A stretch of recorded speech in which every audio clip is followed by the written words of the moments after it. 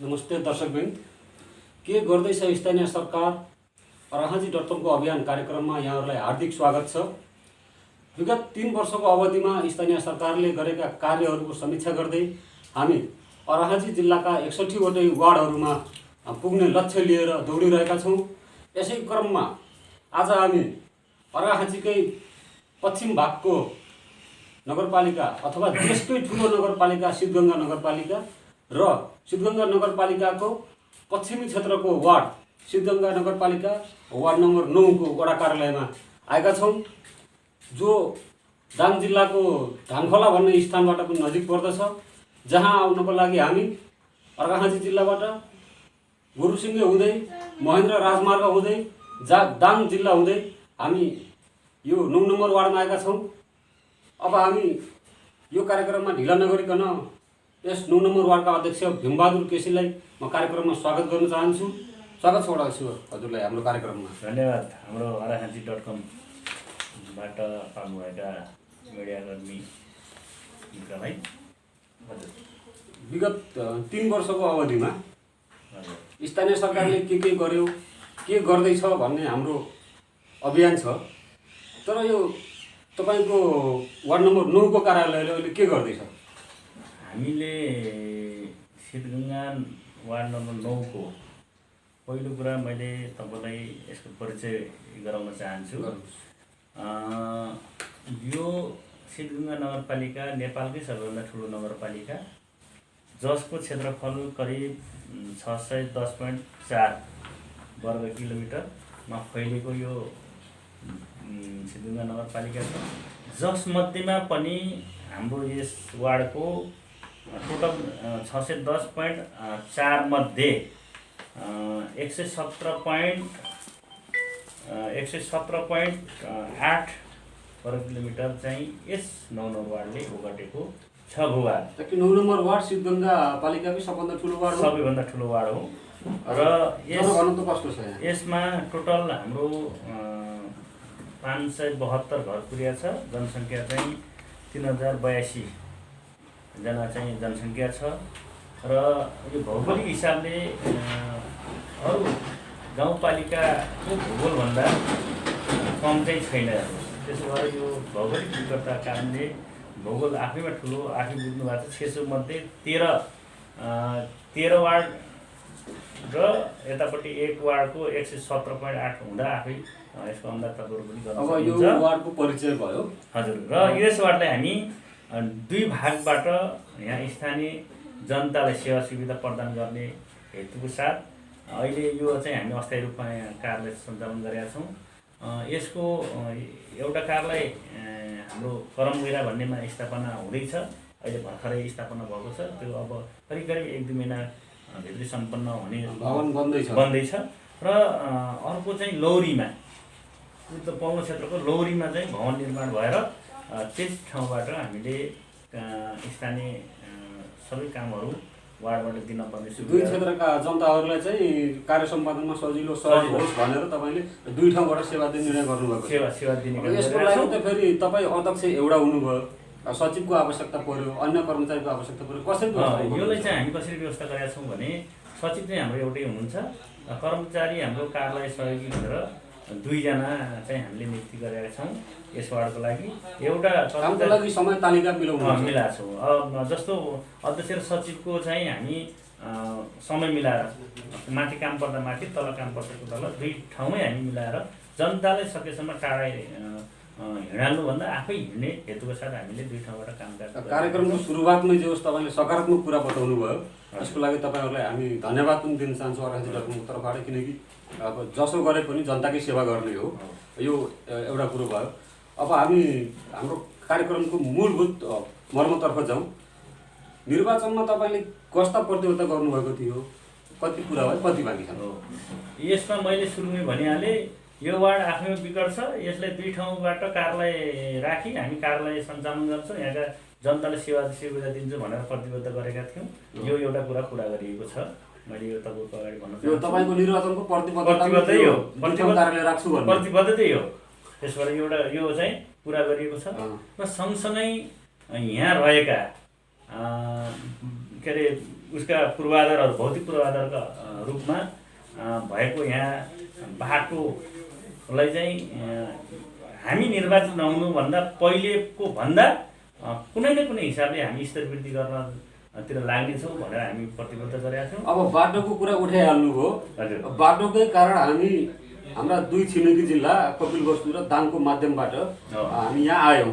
अवस्था यो छ, हामी अब कहिलेकाहीँ आउनेहरूलाई त यो दुःख झेल्नु पर्यो भने यहाँका स्थानीय जनताहरू जो कमजोर छन्, एक हिसाबले भनौँ, हामी चाहिँ शारीरिक रूपमा पनि एक हिसाबले मजबुतै छौँ, जसो पनि सहन सक्छौँ। तर कतिपय वृद्ध बुवा आमाहरू हुनुहुन्छ, केटाकेटीहरू छन् होइन, अब उनीहरूलाई चाहिँ प्रशासनिक काम गर्नको लागि सन्धिहार तपाईँको सिद्धङ्गाको पालिका केन्द्रमा जानु पर्यो। उहाँहरू चाहिँ यो लामो बाटो होइन, त्यो दूरी चाहिँ अब वहन गर्दै उहाँसम्म पुग्ने अवस्था छ। यसको लागि ताजा तपाईँले ठोस विकल्पको के छ भने हेर्नुहोस्, हामी अहिले हाम्रो वार्डको बाटोको दूरी कुरा गर्नुहुन्छ भने धामखुलादेखि एउटा सिस्ने मोटर बाटो भन्ने छ, करिब हाम्रो 25 किलोमिटरको दूरीमा यो बाटो भएको छ एउटा। अर्को लापे हुँदै सिलिङखोला हुँदै माथि चितिचोर भन्नेसम्मको बाटो छ, करिब 18-19 किलोमिटरको दूरीमा रहेको छ। र अर्को चाहिँ सिद्धारादेखि लौरी लामाताल बस्नेसम्मको बाटो चाहिँ करिब त्यही करिब 17-18 किलोमिटरको बाटो छ। तर ती जति पनि बाटा बताउनु भयो त्यो बाटाको गुणस्तर त छैन। गुणस्तर के हो भने अब तपाईँले थाहा छ, अन्यत्र वार्डमा एउटा बाटोले चाहिँ सबै टोलहरू समेटेको छ, सबै बस्तीहरू समेटेको छ। त्यो बाटोमा सबै साथीहरू त्यहीँ केन्द्रित हुनुभएको छ। तर हाम्रो विडम्बना के छ भने यी मुख्य गरी 3टा बाटो नबनाइ चाहिँ हामीले सुख छैन।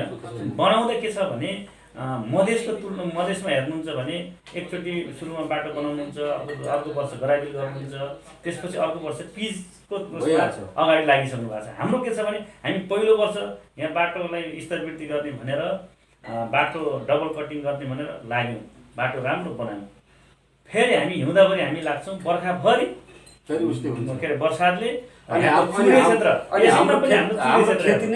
बाटो सफा गर्ने मात्रै हुन्छ। हो, हाम्रो चुरे क्षेत्र, मुख्य गरी यो क्षेत्र भनेको चुरे क्षेत्र भएको कारणले पनि पहिरो जाने के अरे यहाँका माटो आफैमा कमलो भएको हिसाबले पहिरो जाने, यहाँ हिउँदाभरि हामीले काम गर्ने, बर्खाभरि फेरि बर्सातले काम गरेर यो काम गरेको नगरेको चाहिँ हामीलाई अनुभूति नहुने खालको बनिरहेको छ। त्यसो भने यो चाहिँ यो समस्या मैले चाहिँ यही हाम्रो arhanchi.com मार्फत के अनुरोध गर्न चाहन्छु भने यहाँको वार्डको के अरे अथवा यहाँको नगरपालिकाको पैसाले मात्रै यो बाटोघाटोहरू सम्भव छैन। आफैमा ठुलो भूगोल छ, यो ठुलो भूगोलमा धेरै पैसा लाग्छ भने स्वाभाविक रूपमा पनि त्यो उसको नियमभित्र पर्ने होला। त्यसो भएर यहाँको पैसाले मात्रै नपुग्ने भएको नाताले मैले विनम्र के अनुरोध गर्न चाहन्छु, प्रदेश सरकार, केन्द्रीय सरकारका हाम्रा प्रतिनिधिहरू हुनुहुन्छ, उहाँहरूलाई म के अनुरोध गर्न चाहन्छु भने यो क्षेत्रको विकास गर्नको निम्ति उहाँहरूको पनि दायित्वको कुरा हो, उहाँहरूको पनि भूमिका कतिको ध्यान दिनुभएको छ उहाँहरूले ध्यान अहिले भर्खरै मात्रै के अरे यो बाटोको सन्दर्भमा कुरा गर्दा यो हामीले एउटा चाखलादेखि हर्रे हुँदै धानखोला पाखुरी धानखोला मोटर बाटो भनेर एउटा भूकम्प प्राधिकरण अन्तर्गतबाट यो बाटोको नामाकरण गरिएको छ। यो बाटो सम्पन्न गर्ने भनेर अगाडि बढिराखेका छौँ। त्यसमध्येमा करिब हर्रेसम्म पिच हुने कार्य करिब सम्पन्न हुन लागिरहेको छ र त्यसपछि धानखोलादेखि पाखुरीसम्म करिब 15 किलोमिटर बाटो रिपेयर गरेर हर्रेसम्म पिच भइसकेको हामीले देखेर आयौँ। त्यहाँदेखि यता त तपाईँको जटिलै छ, जटिल छ। यो चाहिँ अझै अब करिब 11 किलोमिटर मात्रै टोटल भयो भने हाम्रो यो बाटो करिब 50 किलोमिटर बाटो हो। अझै 39 किलोमिटर बाटो चाहिँ यो बाटोलाई अझै व्यवस्थापन गर्नुपर्ने धेरै कामहरू बाँकी छ। त्यसलाई हामी के गर्यौँ भने यो दुई क्षेत्रबाट काम गर्दा अलिक सहज हुन्छ कि भन्ने मान्यता राखेर अर्को क्षेत्र यहाँबाट त्यही भूकम्प प्राधिकरणकै कार्यालयबाट धानखोलादेखि पाखुरीसम्मको करिब 15 किलोमिटर बाटोलाई रिपेयर गरेर समेत त्यस कार्यालयमा पठाएका छौँ। त्यस कार्यालयमा गएर थन्किएको छ। अहिले पछिल्लो चरणमा अब यो कामहरू अगाडि बढिरहेको छैन। मैले यही मिडिया मार्फत सम्बन्धित पक्षलाई चाहिँ यो काम यथाशीघ्र अगाडि बढाउन मैले विनम्र अनुरोध गर्छु। पहल म आफै केन्द्रमा गएर अफिसमा प्राधिकरणको अफिसमै गएर सिओ लगायत हाम्रो प्रतिनिधि सभाका माननीय टोपबहादुर रायमाझी लगायत म सहित गएर यहाँ हामी यो बाटोको लागि रकम छुट्याउनु पर्यो भन्ने मागहरू राखेका थियौँ। अहिलेसम्म पनि त्यो भनौँ मागको सुनाइ भएको छैन र हामी फेरि अहिले माग सुनाइ भएको छैन। अब फेरि त्यो माग सुनाइ गर्नको निम्ति फेरि दबाब दिनको लागि प्रक्रियामा छौँ। अब यो बाटोको कुरा भयो, तपाईँको कार्यकालमा यो सम्भव होला कि नहोला? त्यो बाटोको जुन हामी बाटोमै केन्द्रित भएर कुरा गरिरहेको छौँ। अब यसो छ, अब यो बाटो हाम्रै कार्यकालमा सम्पन्न गर्ने भनेर हामी प्रतिबद्धता यो गरेका छैनौँ, किनभने भौगोलिक हिसाबले पनि विकट लामो छ र यो मैले भनिहालेँ अघि नै भने हिउँदाभरि हामी काम गर्ने, बर्खाभरि फेरि वर्षा हामीले लाने खालको भएर पनि हामी आफैमा पीडित छौँ। हामीले हिजो के बनिया हो भने कम्तीमा पनि यो बाटोलाई स्तरवृद्धि गर्ने कुरामा अहिले कुनै ठाउँमा होम पाइप कल्भर्टहरू छैनन्।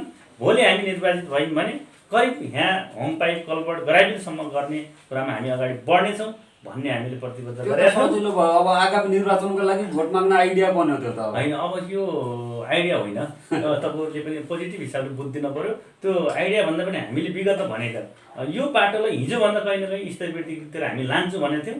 अहिले तपाईँहरू गएर हेर्न सक्नुहुन्छ, होम पाइप कल्भर्टहरू बनाएका छौँ, केही ठाउँहरूमा गराइदिनु पनि गरेका छौँ। तर विडम्बना के छ भने पहिरो जाने के अरे बर्खायामको पानी, ठुलो भीषण पानीले खोलाले बगाइदिने यस्ता यस्ता कारणहरू बनेका छन्। तर जतिसुकै समस्या भए पनि आगामी केही वर्षभित्र बाटोहरू सहज हुने, स्थानीयहरूले चाहिँ सहज रूपमा आवतजावत गर्न सक्ने जो बाटो हो त्यो बाटो तपाईँहरूले बनाइदिनुहुन्छ? एकदम बनाइदिन्छौँ। मैले तपाईँहरूलाई यही मिडिया मार्फत भन्न चाहन्छु, हिजो यी ठाउँका मान्छे, हाम्रो जनसमुदाय वार्डवासीहरूले धानखोला दोबटाबाट सबैले थाप्लोमा भारी बोकेर सबैले चामल बोकेर खानु पर्थ्यो, अन्य बजारबाट किन्नेका वस्तुहरू बोकेर लानु पर्थ्यो भने अहिले बर्खामा पनि ट्र्याक्टरले समेत ढुवानी गरेर घर घरमा रासन पानी पुगेको छ। एउटा सरकारको पछि यो चाहिँ हो। र अहिले बोकेर हाइवेबाट बोकेर चाहिँ कसैले पनि खानु परेको छैन, सबैको घर घरमा ट्र्याक्टर बाटो भए पनि पुऱ्याएको कुरा मैले जानकारी गराउँछु। केन्द्रमा जान असहज छ, त्यसको लागि अब वार्डको बलबुताले मात्र नगएर तपाईँहरूले उचित पहल गर्ने ठाउँमा त गरिहाल्नुहुन्छ। र यहाँको टोलमा प्रत्येक चाहिँ घर घरमा बिरामी पर्दा एम्बुलेन्स जान सक्ने बाटो छ? एकदम छ। अहिले बर्खाको कारणले हो। बर्खापछि हामी अब बाटो तत्काल अब दसैँ तिहार अगाडि हामी बाटो सोर्छौँ। बाटो सोरिसकेपछि सबको घर घरमा करिब टोलमा बाटो पुगेको छ। हिउँदाको लागि चाहिँ बाटो असहज भन्ने होइन, बर्खाको कारणले मात्रै अलिकति समस्या छ। यो कुरामा अब यहाँको भूगोल, यहाँको प्रकृति सबैले हामीलाई चाहिँ हेरिएको छ। अब त्यसैको कारणले पनि हामी पीडामा छौँ। मैले अब यो चाहिँ सङ्घ, प्रदेश, स्थानीय सरकार सबै मिलेर यो बाटो, यहाँको पुलेसाहरू अगाडि बढाउने कुरामा हामी पहल गरिरहेका छौँ। यही सन्दर्भमा मैले त यो बाटो यही सन्दर्भमा के कुरा गरेँ, अहिले तत्काल यो ठुलो रङसिङ खोला छ हामीसँग। यो हाम्रो वार्डभित्रै पर्ने ठुलो खोला हो। रङसिङ खोलामा मोटर लेभल पुलको लागि रेड बुकमा कार्यक्रम परिसकेको छ र अब केही समयपछि तत्काल टेन्डर भएर कार्यक्रम अगाडि जाने टेन्डर प्रक्रियामा छ। अब करिब केही समय पक्की पुलको लागि यो पहल गरिएको छ। अब सायद मलाई लाग्छ केही समयभित्र टेन्डर लगाएर काम सुरु हुने कुरा जानकारी गराउन चाहन्छु। अब हामी खानेपानीको कुरा गरौँ। खानेपानीको अवस्था कस्तो छ यहाँ? खानेपानी हेर्नुहोस्, यहाँको खानेपानीको अवस्था पनि त्यस्तै हो। एकदमै यहाँको मूलको व्यवस्थापन र धेरै बस्तीहरू माथि डाँडामा, मूल सबै तल खोलातिर भएको कारणले प्राय लिफ्ट खानेपानीको व्यवस्थापन गर्नुपर्ने अवस्था छ। त्यसमा पनि मैले भएको कति छ भने हामीले प्रतिबद्धता गरेको यहाँका जनतालाई सबैलाई हामी खानेपानी खुवाउने कुरामा लाग्नेछौँ भनेका थियौँ। र अहिले टोलले छनौट गरेर कुन टोलमा मुख्य समस्या हो भन्ने टोल छनौट गरिकन अहिले हामीले सम्पन्न गरिसकेको मैले खानेपानी योजना भन्न चाहन्छु। अहिले लौरी खानेपानी लिफ्ट लौरी छहरे खानेपानीको हामी काम सम्पन्न गरेका छौँ। प्रत्येक घरमा खानेपानीको व्यवस्थापन मोटरसहितको धारा लगभग कति घरधुरी लाभान्वित भयो? करिब त्यहाँबाट हाम्रो 70 देखि 75 घरसम्मका मान्छेहरू डाँडामा बस्नुहुन्थ्यो। उहाँहरूले सधैँ करिब 1-1.5 घन्टा थाप्लोमा डोको नाम्लो लगाएर पानी बोकेर खानुहुन्थ्यो। अहिले म त्यहाँ जाँदा खुसियाली छाएको मैले महसुस गरेँ। एकदमै हामी आफैबाटै सुरु गरेर करिब 1 करोडको योजनामा त्यो काम सम्पन्न भयो। र त्यसै गरेर यो पाखुरीमा त्यसपछिको अर्को अलिक सुक्खाग्रस्त ठाउँ हाम्रो पाखुरी भन्ने बस्ती छ, त्यहाँ करिब 40 घर पुर्याएर गराएको छ। त्यस ठाउँमा पनि यही लिफ्ट खानेपानीको व्यवस्थापन सुरु गरियो। र त्यहाँ अलिकति के छ भने मूलको समस्याको कारणले अलिकति अस्थायी हिसाबले चाहिँ पानी प्रयोगमा आइराखेको कुरा पनि जानकारी गराउन चाहन्छु। त्यहाँ मूल अलि दिगो खालको मूल नहुँदा अलिक समस्या परेको मैले जानकारी गराउन चाहन्छु। अरू अन्य क्षेत्रमा के छ भने हाम्रो खानेपानीको अन्य क्षेत्रमा यो करम गैरा ठाडोखोला मा पनि गत वर्ष करिब 20 लाख रुपियाँको योजना थियो र त्यो कर्मागत योजनामा अगाडि जाने भनेर करिब यस वर्ष सम्पन्न हुने बुझिएको छ। र अन्य यो भक्कुचोक राँकाटे मिठियार गङ्गटे लगायतको यो जाबुनी क्षेत्रहरूमा पनि अहिले डिपिआर भर्खरै अस्ति सर्वे गराएर पठाइएको छ। ठाडोखोला क्षेत्र तल कालदारी क्षेत्रमा पनि एउटा टोल छ, त्यहाँ पनि डिपिआर गराएर पठाइएको छ। बसेली क्षेत्र बसेली धोखोला भन्ने क्षेत्रमा पनि ठुलो गाउँ छ, त्यहाँ पनि अहिले भर्खरै डिपिआर गराएर पठाइएको छ, रेड बुकमा परेको छ। सिलिङ खोला क्षेत्रमा पनि अब त्यो चाहिँ लिस्टमा छ, अहिले डिपिआर गरिएको छैन, अब यसपछि डिपिआर गरेर त्यहाँ पनि पठाउने भन्ने छ। र अन्य सानसाना टोलहरूमा हामीले वार्ड नगरपालिकाको पैसाबाट सानोतिनो धाराहरू बनाउने, टङ्की निर्माण गर्ने, पाइपको व्यवस्थापन गरिकन खानेपानीको व्यवस्थापन गरेका छौँ। अब बाँकी बस्तीहरू हुनुहुन्छ पानीको लागि दुःख पाउनु भएको, त्यो तपाईँकै कार्यकालमा सम्भव छ? सम्भव छ, हामी लागिरहेछौँ। करिब 2 वर्ष छ हाम्रो कार्यकाल। मलाई लाग्छ त्यो भित्र हामी सम्भव छ। हामी सफलताको कामना गर्दछौँ र खानेपानी सँगसँगै सरसफाइको कुरा पनि जोडेर आउँछ। सरसफाइको सम्बन्धी यहाँका स्थानीयहरूको चेतना कस्तो छ र त्यो चेतना यदि चेतना स्तर कम भएको ठाउँमा चेतना बढाउनको अभिवृद्धि गर्नको लागि तपाईँले कस्ता पहल गर्नुहुन्छ? अब यो सरसफाइको हकमा कुरा गर्नुहुन्छ भने हिजो हामी यो क्षेत्र कहीँ हिसाबले पछि परेको ठाउँ हो। कसैको घरमा चर्की थिएनन्, साबुन पानीले हात धुने कुरादेखि लिएर अन्य सरसफाइ कुराहरूमा अलिक कम नै भएको कुरा महसुस हामीलाई थियो।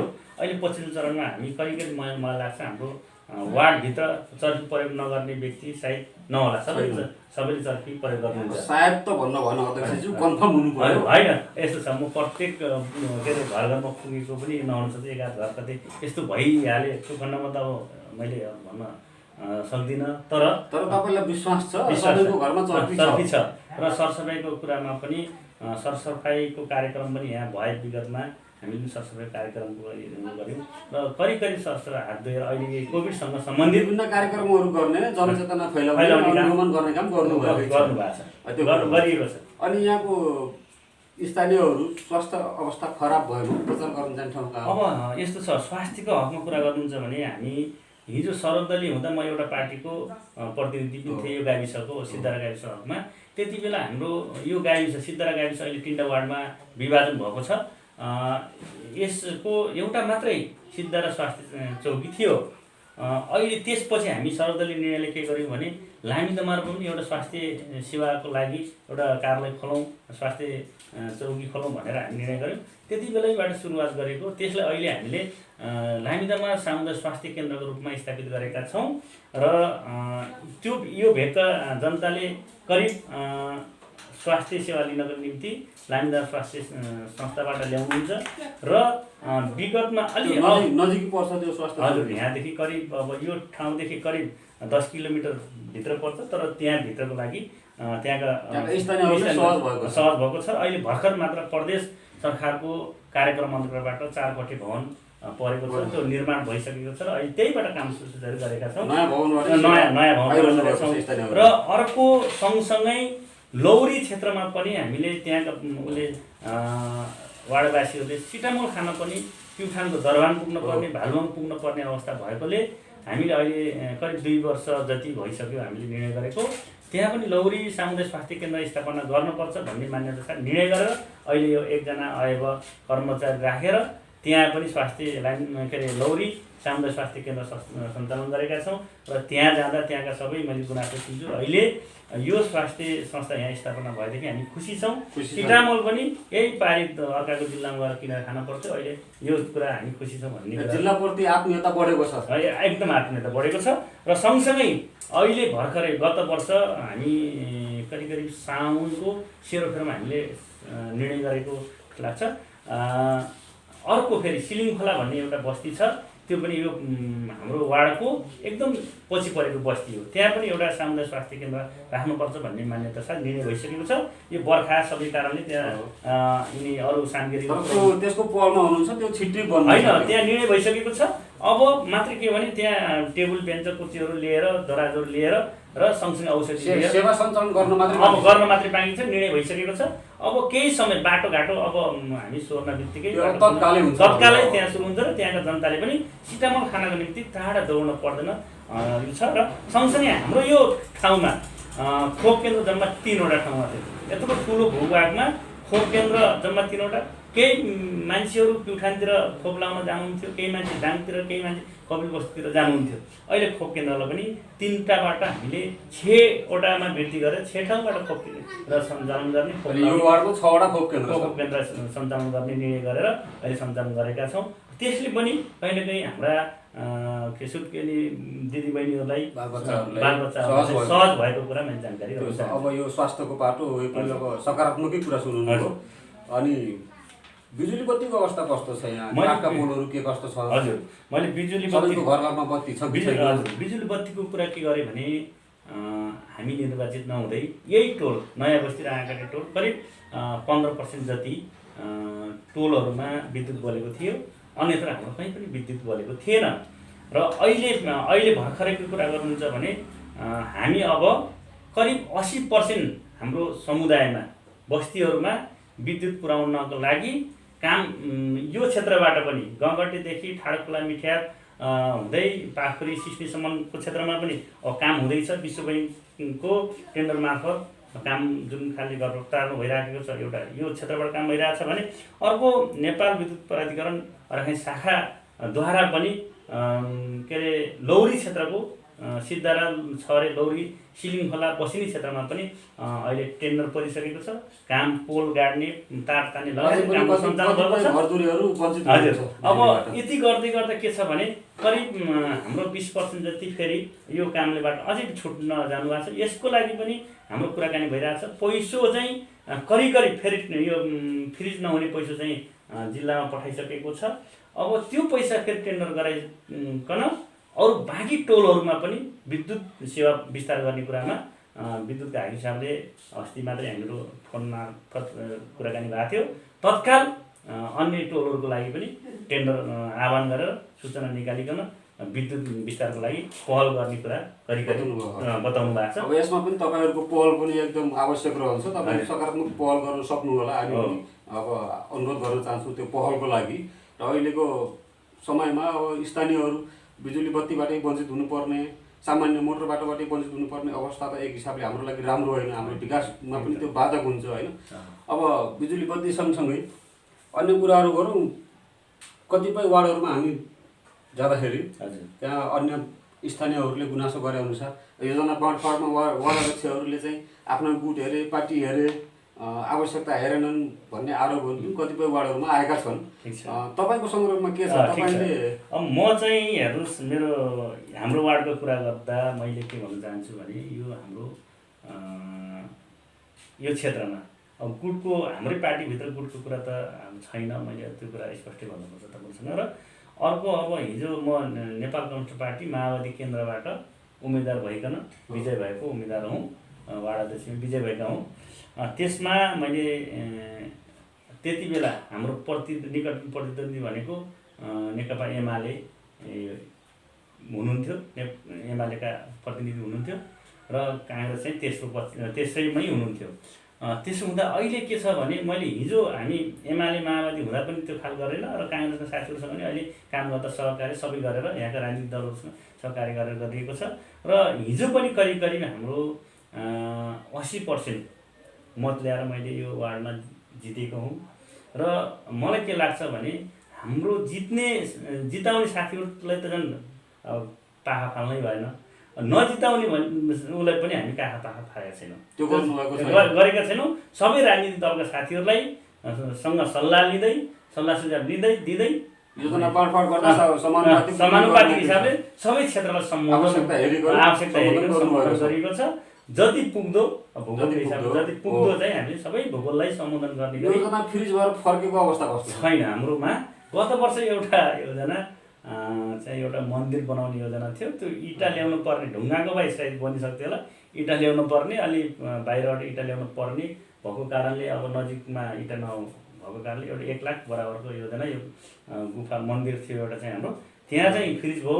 अरू इटा उद्योग टाढा पर्यो, त्यहाँबाट इटा ल्याउनु पर्ने पर्ने यो कोभिडको कारणले पनि आयो, त्यसले गर्दा 1 लाखको योजना चाहिँ फ्रिज हुन गयो। अरू बाँकी कुरा चाहिँ हामी तपाईकोमा परेको योजना तपाईँले काम कोभिडको बेला पनि हामी दुःख सुख सामाजिक दूरी कायम गरी सम्पन्न गरेर लाग्यौँ, सम्पन्न गऱ्यौँ। अनि यस क्षेत्रको जो कृषिको अवस्था छ, हजुर, के हो यहाँको मुख्य उत्पादन के हुन्छ? यहाँको मुख्य उत्पादन भनेको हिजोदेखि अहिलेसम्म परम्परागत खेती भनेको मकै, तोरी, गहुँ नै हो। तर अहिले हामी यो परम्परा खेतीबाट चाहिँ हाम्रो मनग्य उत्पादन हुन सकेन भनेर हामीले वार्डको एउटा प्रतिबद्धता, हाम्रो प्रतिबद्धता के भने व्यावसायिक तरिकाले कुन खेती चाहिँ हाम्रो किसानलाई के अरे राम्रो हुन्छ, कुन खेतीबाट मनग्य उत्पादन ल्याउन सक्नुहुन्छ भन्ने मान्यता राख्दा यसो बाहिरी फेरमा हामी सबै ठाउँमा यसो कुरा बुझ्दा चाहिँ अहिले हामीले के गर्यौँ भने गत वर्ष करिब 2 वर्ष अगाडिबाट हामी केरा खेतीलाई चाहिँ यो ठाउँमा व्यावसायिक केरा खेती गराउनु पर्ने हो भन्ने मान्यता साथ हामी व्यावसायिक केरा खेतीमा लाग्यौँ। हामीले के अरे झापाली मालभोग भन्ने केरा चितवनबाट त्यसको बेर्नाहरू लिएर किसानहरूलाई यहाँ के अरे बेर्ना दिने कामहरू गऱ्यौँ। र 2 वर्ष अगाडिको कुरा। हजुर, 2 वर्ष। उत्पादन कस्तो छ? उत्पादन हेर्नुहोस्, करिब मलाई लाग्छ हेर्नुहोस्, उत्पादन अहिले हाम्रा यो वार्डबाट करिब 6-7 लाख जति समथिङ, अब मैले ठ्याक्कै अहिले जोड्नुपर्छ, 6-7 लाख रुपियाँ चाहिँ अहिले मात्रै, अब अझै पछि उत्पादन चाहिँ हुँदैछ, 6-7 लाख करिबको बिक्री गरिसक्नु भएको छ। युवाहरू कतिको आकर्षित हुनुहुन्छ? एकदम आकर्षित हुनुहुन्छ। र अब लगाउने साथीहरूको हामीले बेर्ना पनि त्यहीबाट किनिदिने है। केराको बिउ चाहिँ अब हामी बाहिर किन्न जानु पर्थ्यो, अब बाहिर किन्न जानु नपरेछ। वार्डले तिनै कृषकको बिरुवा किनिदिने, अन्य कृषकहरूलाई पनि व्यावसायिक केरा खेतीमा लाग्नुहोस् है भनेर हामी अनुरोध गरिराखेका छौँ। र अहिले धेरै साथीहरूबाट केराको बिउ चाहिँ पाइन्छ पाइन्न, हामीले पनि लाउने हो है अध्यक्ष भनेर धेरैले चाहिँ रुचि देखाउनु भएको छ। आउँदो वर्ष चाहिँ अलिक बढी मात्रामा, अलिक बढी किसानहरूले केरा खेती गर्ने कुरामा इच्छुक हुनुहुन्छ। हामी त्यो कार्यक्रमलाई चाहिँ साथ सहयोग गरिकन सफलतिर यसबाहेक अन्य रोजगारीका जुन माध्यमहरू छन्, अन्य अवस्था के छ?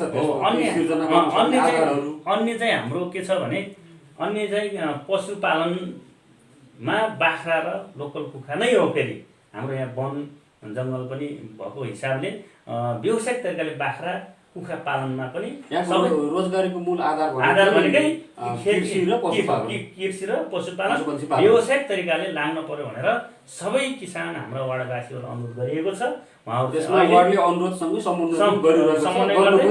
तयार छ र उहाँहरूले किसानहरूको पनि त्यो खालको रुचि चाहिँ देखिएको छ, उहाँहरू लाग्नु भएको छ। अब यहाँ बजार त हाम्रो जिल्लाहरू बजारको समस्या त छैन। हजुर, बजारको समस्या छैन। अहिले जति उत्पादन गर्न सक्छौँ हामीले, कहीँ पनि बिक्री नहोला भन्ने चाहिँ हामीलाई चिन्ता छैन। त्यो केराको हकमा होस्, चाहे त्यो खसी बोकाको हकमा होस्, चाहे लोकल कुखुराको हकमा होस्, हाम्रो बजार यहीँ नजिकै बजार व्यवस्थापनमा हामीले समस्या छैन। र अब हामी फेरि कुरा गरौँ, यो हामी सीमासँगै जो हाम्रो तराईका जिल्लाहरूसँग सीमा जोडिएको छ यसको यो वार्डको, सीमा विवाद छ कि छैन? सीमा सम्बन्धी विवाद छ कि छैन? यहाँ चाहिँ छैन। सीमा चाहिँ यो के रहेछ भने, मैले पनि अलि सुन्नमा आएको, अलिकति हाम्रो अरागाछीको भूभाग चाहिँ दाङले करिब 31 देखि 33 सालको सेरोफेरोमा दाङबाट नापिआएको यस क्षेत्रमा। त्यो हाम्रै वार्डको 9 नम्बर वार्डकै हो। हजुर, यो चाहिँ अहिले नापी नक्सा चाहिँ दाङबाट नापिएको र त्यो अहिले म काठमाडौँ जाँदा नापी विभागमा पसेर हामीले नक्सा हेरेका थियौँ। त्यो भूगोल देखिन्छ अराखाँचीमा, तर करिब 31 देखि 33 सालको सेरोफेरोमा नापी आउँदा चाहिँ दाङले नापी गरेर त्यहाँको के अरे पूर्जा सबै दाङबाट। त्यो अझै प्रष्ट छैन, विवादित भएको छैन। विवादित छैन, दाङले नापिसक्यो। अब त्यहाँका समुदाय सब दाङतिर नै अब सबै अफिसियली कामकाजहरू गर्नुहुन्छ। र त्यो भूगोल के लाग्छ भने अराखाँचीकै हो भन्ने छ नक्सामा, तर त्यस्तो विवाद चाहिँ अब नापी नक्सा सबै दाङबाट गरिसकेको हिसाबले र त्यहाँको समुदाय सबै उतापट्टि। अब हाम्रो तराईसँगै जोडेकै कुरा छ, तराईको नजिकै छौँ हामी एकदम। र हाम्रो शिवगङ्गा नगरपालिका वन पैदावारमा धरी नगरपालिका हो। यसमा तपाईँको वार्ड पनि वन पैदावारमा सम्पन्नै छ। के छ यहाँ? काठ चोरी तस्करीको अवस्था, वैज्ञानिक वन व्यवस्थापनको अवस्था के छ? यहाँ यस्तो छ, अब काठको कुरा गर्नुहुन्छ भने अहिले हामीले बाहिरबाट बुझ्दा सिद्धगङ्गा नगरपालिका धनी नगरपालिका भनेर जसरी बुझाइसक्यो त्यो खालको भित्र चाहिँ जुन हामीले आम्दानी स्रोत सङ्कलन गर्न पर्ने हो त्यो चाहिँ भइराखेको अवस्था छैन। यसको कार्यविधि बनाउनु पर्नेदेखि लिएर हरेक कुराहरू छन्। बाहिर डाटामा धनी देखियो, वास्तवमा भित्र छैन। जङ्गलबाट आम्दानी चाहिँ हाम्रो नगरपालिकामा करिब करिब 0 नै मान्नुपर्छ। हेर्नुहोस्, त्यो देख्दा मात्रै जङ्गल छ भन्ने हो। र अर्को कुरा अब चोरी निकासी वार्डको सन्दर्भमा के छ, चोरी निकासीको कुरा गरेँ म। चोरी निकासी कुरा गर्नुहुन्छ भने यहाँ बाहिर के छ भने मान्छेलाई हावा गफहरू अलिक बढी गर्ने काम भएको छ। जुन खालले चोरी निकासी भएको छ यस्तो भएको छ भनेर बाहिर हावा अलिक बढी गर्ने। पहिला स्थानीय निर्वाचन नहुँदा यो थियो, स्थानीय निर्वाचन नहुँदा यो जिम्मेवारी कसले लिने भन्ने अब अलिकति बोध नहुँदा पनि कहीँ न कहीँ यो क्षेत्रमा हाइवेसँग टच भएको हिसाबले पनि चोरी निकासीमा अलिकति तीव्रता थियो। त्यसपछि हामी सबै यहाँका स्थानीय समाजसेवी बुद्धिजीवी सबैले मिलिकन यो सम्पत्ति हाम्रो हो, हामीले बचाउनुपर्छ, सधैँ सरकारको मुख मात्रै ताकेर हुँदैन भन्ने मान्यता छ। बिचमा हामी छलफल गरिकन अलिकति एउटा खालको एक्सन ल्याउँ, त्यहाँबाट यो यी सम्पत्ति बचाउन लाग्यो। र अहिले त्यो अवस्था हल्ला गरे जस्तो अवस्था छैन। यहाँका वन पैदावारहरू तपाईँ जनप्रतिनिधि र स्थानीयको समन्वय अथवा मेलमिलापमा संरक्षण छन् र यहाँको सामुदायिक वनहरू पनि छन्। अब केही सामुदायिक वनहरूलाई वैज्ञानिक सामुदायिक वन बनाउने भनेर पनि साथीहरू लाग्नु भएको छ र अरू सामुदायिक वनहरू पनि त्यस्तो जुन खालले बाहिर हल्ला गरेको जस्तो चाहिँ छैन। सबैले आफ्नो नियमभित्र भएर कामकाज गरिरहेको छ। हामी कार्यक्रमको अन्तिम चरणमा छौँ। एकदम छोटकरीमा जवाब दिनु होला। जो विश्वव्यापी महामारी पनि आयो एउटा कोरोना भाइरस, त्यो अहिले पनि त्यसको त्रास छ। यसको चाहिँ नियन्त्रण को लागि तपाईँले कस्तो पहल गर्नुभयो? जस्तो बाहिरबाट आउनुभयो साथीहरू, आम दाजुभाइ दिदीबहिनीहरू आउनुभयो, उहाँहरूलाई क्वारेन्टाइन व्यवस्थापनमा उहाँहरूको चाहिँ रेखदेखमा कस्ता किसिमका पहल गर्नुभयो? अब यो कोभिड-19 महामारीको कारणले हाम्रो वार्ड अछुतो भएन। यहाँ पनि हामीले दुःख क्वारेन्टाइनमा राख्नेदेखि लिएर साथीहरूलाई पारी बोर्डरसम्म गएर ल्याउने काम गरियो र यहाँ व्यवस्थापन गरियो। करिब त्यो सँगसँगै राहत वितरणको गरिब विपन्न निमुखा वार्डवासीहरूलाई छनौट गरिकन राहत उपलब्धसम्म गराउने कामहरू पनि गरियो। र सायद मलाई लाग्छ अहिले पनि आउने क्रम जारी छ। हामीले होम क्वारेन्टाइनमा बस्नुहोस् भनेर हामी अनुरोध गर्छौँ। अहिले यहाँ क्वारेन्टाइन छैन? अहिले छैन। अहिले होम क्वारेन्टाइनको अवस्था के छ? छैन, कुनै पनि उसको केही पनि छैन। अहिलेसम्म यहाँ सङ्क्रमितको अवस्था पनि छैन। र मैले तपाईँले थोरै के अनुरोध गर्नु चाहेँ भने यो शिक्षाको हकमा मैले थोरै कुरा गर्न खोजेँ। यहाँ चाहिँ हाम्रो शिक्षाको हकमा हेर्नुहोस्, विगतदेखि यो सिद्धरा गाविसमा स्थानीय सहरहरू सबै भरिपूर्ण नहुन सक्ने, बाहिरबाट सहरहरू आउने भएको नाताले यहाँ शिक्षकहरू आउने र सरुवा चाहिँ 1-2 महिना बस्ने नखोज्ने, सरुवा हुन खोज्ने, त्यो चाहिँ नेताको बल लगाएर हुन्छ अथवा के अरे उसको कर्मचारी जसरी हुन्छ बस्नै नखोज्ने अवस्था यहाँ सिर्जना भयो।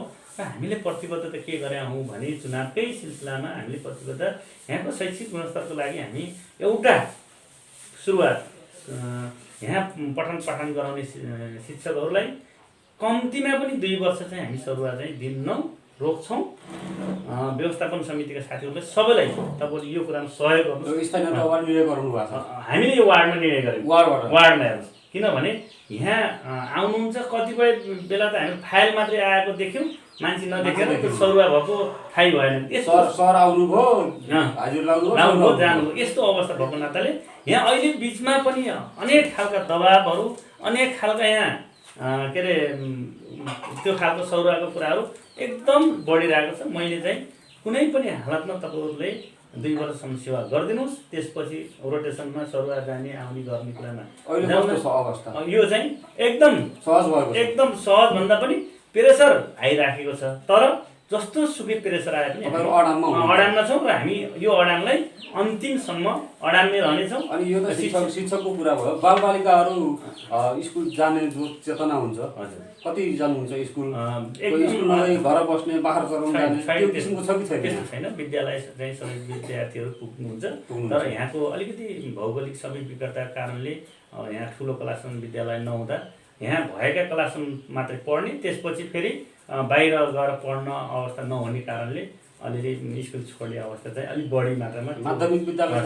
अहिले हामी भर्खरै मात्र 2वटा हामीसँग निमाली अथवा अहिलेको आधार हुँदै भन्छ 2वटा स्कुल चाहिँ निमाली स्तरका छन्, अरू चाहिँ तल प्राइमेरी स्तरका थिए। अहिले एउटा पाखुरी निमाविलाई चाहिँ माध्यमिक विद्यालय सञ्चालन गरौँ भनेर भर्खरै मात्रै अनुमति ल्याएर अहिले 9 क्लास सञ्चालन गर्दैछौँ। आउँदो वर्ष 10 क्लास सञ्चालन गर्ने भनेर करिब निर्णय गरिसकेका छौँ र त्यो कार्य चाहिँ अगाडि बढेको छ। र यो अलिकति पढाइ छोड्ने कारण के थियो भने 8 क्लाससम्म यहाँको विद्यालय छ, घरैबाट आठपिटो खाएर 8 क्लाससम्म पढ्यो। अब बाहिर जाने अवस्था नपुग्ने पढाइ रोकिने, कोही इन्डियातिर जाने, कोही कामतिर जाने गर्ने यो अलिक बढी चलन चल्ती भएको हिसाबले अहिले चाहिँ यहाँ यही कारणै हो भने हामीले मानिकन सञ्चालन नगर्ने त। अब आजको दिनमा यहाँ 9 क्लाससम्म मात्र पढाइ हुने स्कुलहरू छन्। हजुर, यहाँ 9 क्लाससम्म अहिलेको वर्षदेखि 9 क्लास सञ्चालन गर्ने भनेर हामी निर्णय गरेका छौँ। कोभिडको कारणले केही समस्याहरू भएको छन्, अब आउँदो वर्ष 10 क्लास सञ्चालन गर्ने भनेका छौँ।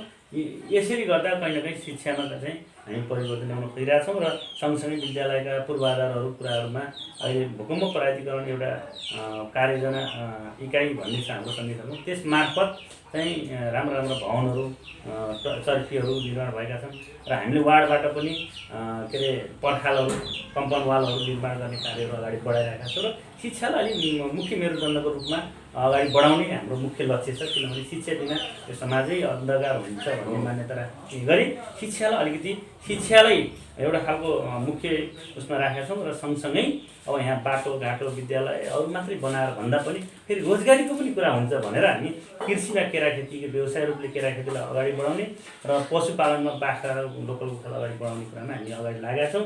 र यो तपाईँको थप जो बाँकी अवधि छ, कार्यकाल छ, यसको चाहिँ सफलताको शुभकामना दिन चाहन्छु। तपाईँले गरेका प्रतिबद्धताहरू सफल गर्नु होला भन्दै हामी कार्यक्रमको अन्तिम चरणमा छौँ। अन्तिममा मैले सोध्न छुटेका, तपाईँलाई भन्न इच्छा भएका, यो पत्रकारले यो सोधिदिएको भए त मैले भन्थेँ नि भन्ने जस्तो केही छ भने भन्न सक्नुहुन्छ। अब यो हेर्नुहोस्, अब मैले तपाईँको यो मिडिया मार्फत के अनुरोध गर्न चाहन्छु भने सिद्धगञ्ज नगरपालिका आफैमा ठुलो भयो र यहाँ हामीले हिजो के कल्पना गरेका थियौँ, नगरपालिका चाहिँ ठुलो बजेट आउला, ठुलो बजेट आएपछि त्यही खालको विकास गर्न सकेला भन्ने खालको जुन सोचिरहेका थियौँ त्यो अहिले विपरीत भयो।